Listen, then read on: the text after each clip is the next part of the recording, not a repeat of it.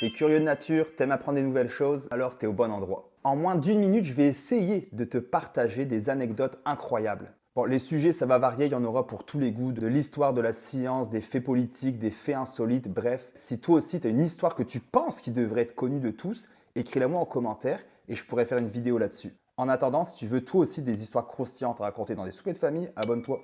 Monsieur Legault, Monsieur Trudeau, à quand une loi comme ça au Canada? En Corée du Il y a Sud, une loi qui s'appelle la loi de Cendrillon et que j'adore. En fait, c'est une loi pour les jeunes en dessous de 16 ans qui leur interdit de jouer en ligne entre minuit et 6 heures du matin. Donc tous les jeux vidéo, là, que ce soit la Xbox ou la PlayStation 5 ou peu importe, tout est bloqué. Tu ne peux pas avoir accès à tes comptes de minuit à 6 heures du matin.